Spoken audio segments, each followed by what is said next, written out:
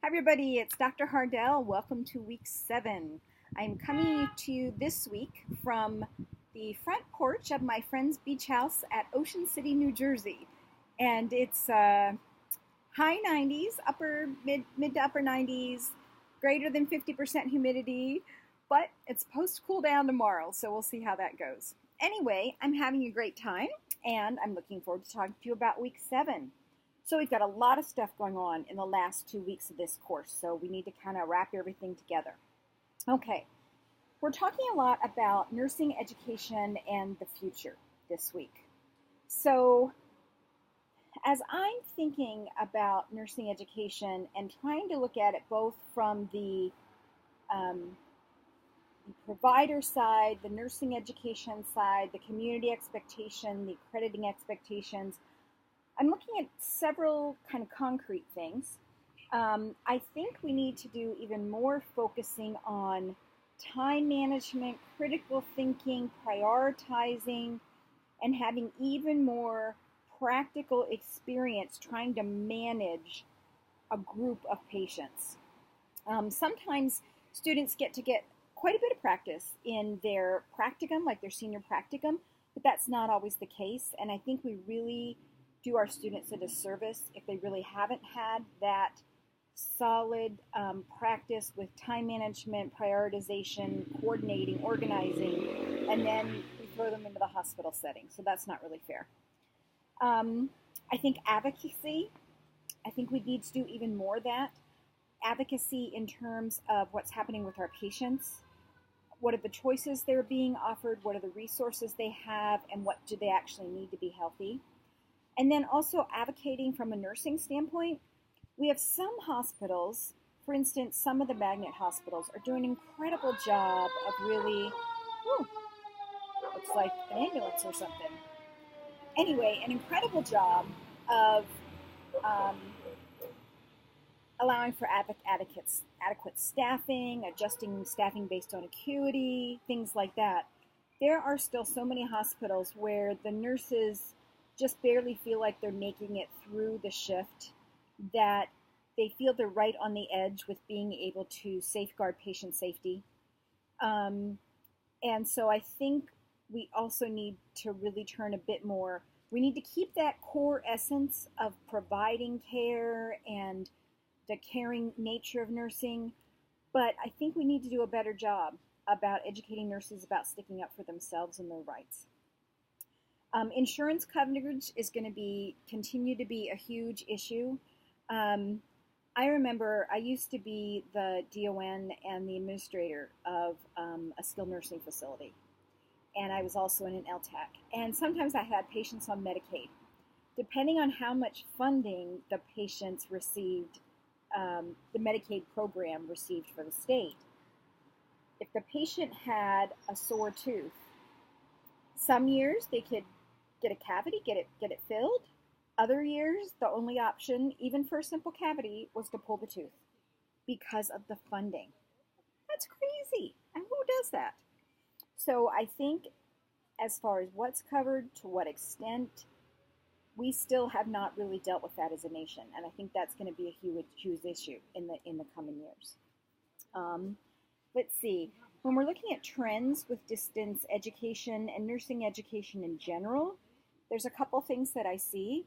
Millennials and those behind them, that whole upcoming age group, we've really taught them in schools about, and in sports and all sorts of events, about teamwork, working together, the group being important.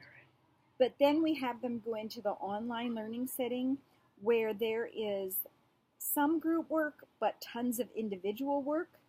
And how do we really capture that esprit de corps, that group effort, that feeling connected, that sort of thing? How do we really capture that in the online setting? Because I don't think we're doing a very good job of that currently. Then as we look at trends, there is always so much more knowledge that we want to add to the nursing program. I think I've mentioned it before. Now we've got genetics, specifically the care of the senior patient.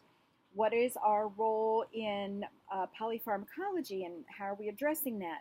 we've got all these standing orders, but how does a nurse with 6 acute med-surg patients remember that I need to implement all these standing orders? There's just a lot going on, a lot the nurse needs to know, an explosion of information is just continuing.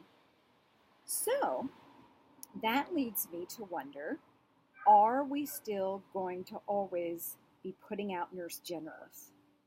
We love putting out nurse generalists because then nurses have flexibility. They can go into any different area that they want to. They can change areas. Have we reached the point where maybe we no longer are going to be able to do nurse generalists? Have we reached the point where we might have to do specialty tracks within nursing programs? I don't know. That's just something that, I think about a lot.